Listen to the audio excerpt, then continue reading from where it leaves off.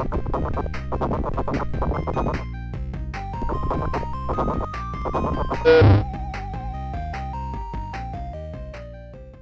there, my name is Rhett Downing and I'm a master's student in mass communication with a strong research focus in communication studies and interpersonal relationships. It's 10:45 p.m. on a Sunday, so I'm trying to be even more quiet than last time. In the last video, I came up with a great idea, which was to go over the dark triad scale. I'm surprised I hadn't thought of it sooner. It's really cool. There's also a light triad if you'd like to go look into that sort of thing.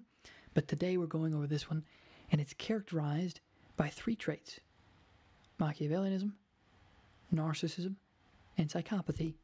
So Machiavellianism is characterized by manipulative attitude, Narcissism, which I think many people have already heard of, which is excessive self-love, and Psychopathy, which is lack of empathy. Now, I don't actually think too many people have heard of Machiavellianism, so like they say, manipulative attitude, but to add a little bit more emphasis on that sort of thing, it's the degree in which you manipulate others for your own gain. So, just remember that. If you'd like to get a little bit more in-depth in these sorts of things, there are 3 more traditional tests that separate each of the 3 traits. And here they are: the Narcissistic Personality Inventory, the Mach 4 for Machiavellianism, I think that means 4, not IV, and the Self-Report Psychopathy Scale. Now, the thing with this test is that it just gives us another broad idea of where we sit on the dark triad scale. Now, there's a preface to this test. If you do not want to know the answer, dear God, do not take the test. If you do not want to know where you lie on the dark triad scale, do not take the test, because sometimes it can be a little scary, even if it is a broad spectrum test. So just keep that in mind, please. Sometimes the truth probably shouldn't come out. I'm being dramatic. But sometimes some things might be better left buried in your psyche. So, let's keep going. The median time to complete this test is 2 minutes and 27 seconds. Broad spectrum, baby. This just gives you a general idea. Please remember that. General. And one of the most important statements I have ever seen in my entire life is about the participation. Your use of this assessment must be strictly for educational purposes. It cannot be taken as psychological advice of any kind. I'm being quiet for a reason. It cannot be taken as psychological advice of any kind. If you are interested in anything more than learning about the dark triad of personality and how it's assessed, do not take this test. Your answers will be recorded and possibly used for research and or otherwise distributed in an anonymous fashion. Good to know. Good to know. So I'm going to take this test.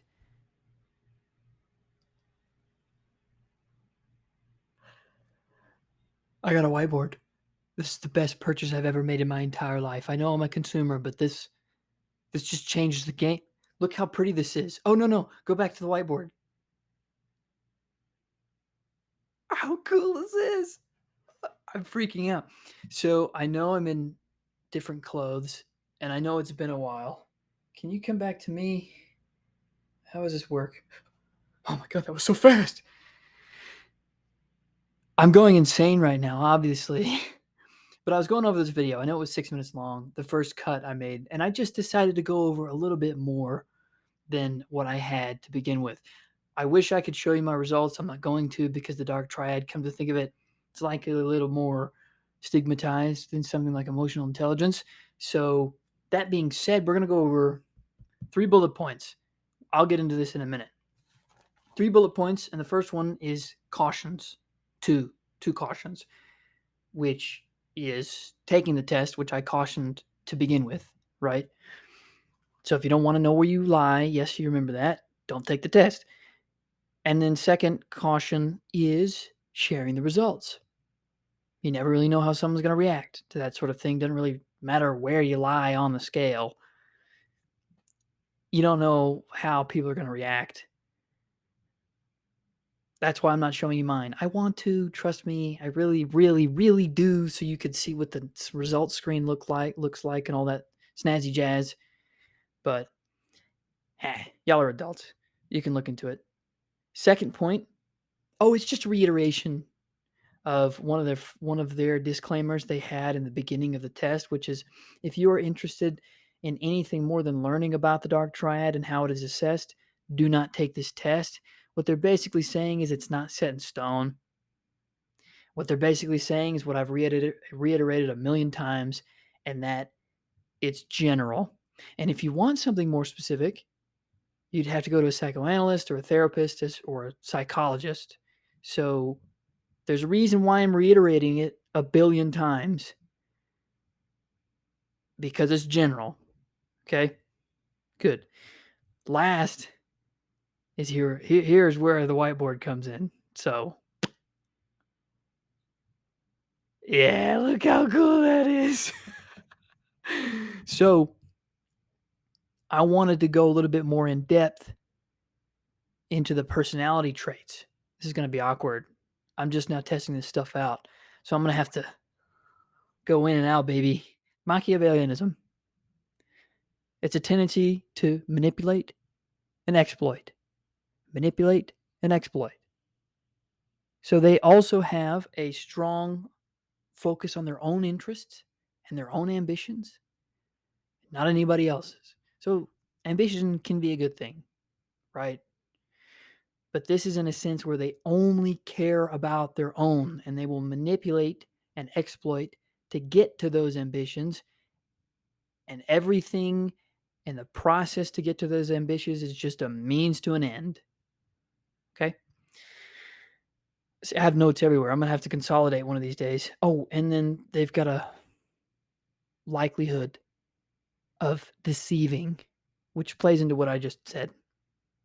So they will manipulate, they will exploit, and they will deceive to reach their interests. Next, we go to narcissism. I'm going to have to write on the board, so I'm going to see y'all in a minute. Narcissism oftentimes comes with a sense of superiority. They feel like they are better than everybody else. Okay? Oftentimes comes with some impatience. They don't want to talk to you and listen to you all day. They want to hear how great they are, which plays into grandiosity. They are special.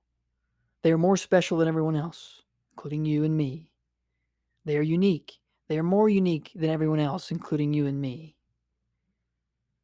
And there's oftentimes a sense of a need for approval. You want to turn their crank? You just compliment the hell out of them. Now, in my own life, what I've found with people whom I thought were a little narcissistic, if you want to drive them insane, ignore them. It drives them berserk.